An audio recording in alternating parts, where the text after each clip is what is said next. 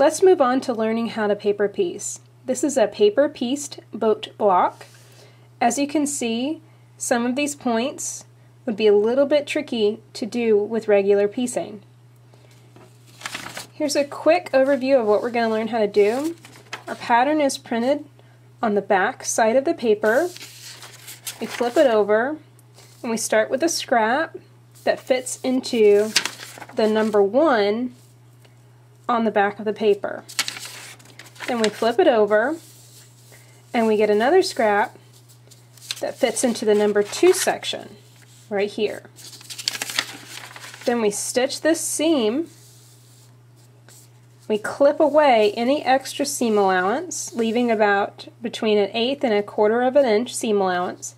Then we fold down the piece number 2 and press that with an iron. Let's do this step by step at the sewing machine to see exactly how it works. Okay, we're ready to get started piecing number 3 to this boat block pattern. And what I'm going to do is I'm going to cut a scrap that fits very nicely over that number. And as you can see, I can't see any of the lines around number 3, so I know that this piece is big enough. And I want to insert this and sew this seam line right here. So what I'm going to do is I'm going to flip this over. And it helps if you can hold this up to the light, but I'm just going to kind of hold it up just like that. And I know that that seam line is going to run right there. And I want to make sure that this is going to be right side down right here, because I'm actually going to flip it up and stitch right along this line on the opposite side. So I'm going to flip this over, and now I'm going to stitch right along this line. The nice thing about paper piecing is that you don't have to be very precise. You don't have to use 1/4 of an inch piecing foot unless you want to. And you can use any scraps of any shape or size and on any grain line. It really doesn't matter. It's important to start a little further back from the line, so you wouldn't want to start directly on the line. You want to give yourself just a little bit of a seam allowance with that seam. So I'm going to start stitching directly on that line. You're stitching through the paper, through the 2 layers of fabric as well. You want to stitch with a fairly short stitch length.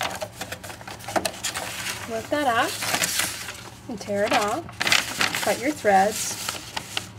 Here's our piece. We're going to trim this away, this extra fabric away. And that's our piece. We fold it down and we're going to press this with an iron before we go on to our next piece over here. Now keep in mind that paper piecing is a lot slower than regular piecing because you have to stitch and iron each piece one at a time. So keep that in mind whenever you decide to do a fully paper piece quilt. Here's what the boat block looks like with the 4th piece attached along this seam line. Now we're going to take our pair of scissors, just like after every seam, and clip away all of this extra fabric, about 1/8 to 1/4 of an inch away from that line of stitching. And again, you don't have to be very precise with this. You certainly don't need to go to your cutting mat and cut this with your rotary cutter. It would be very difficult to cut around the paper anyway. So it's better just to use a pair of nice sharp scissors and trim that away really well. Then fold over this piece and press that down really firmly with your iron, and then move on to piece number 5. Okay, now we've added our 6th piece here. Of course, trim that seam allowance and press this over firmly with our iron. Now we're ready to add our 7th and 8th piece on both corners.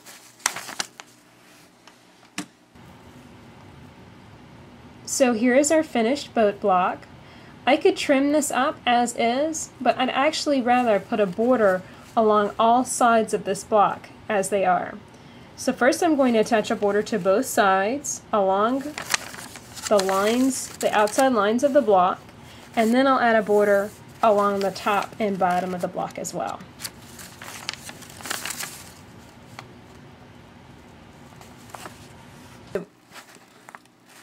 So now we've attached 2 very wide pieces of black border to both sides.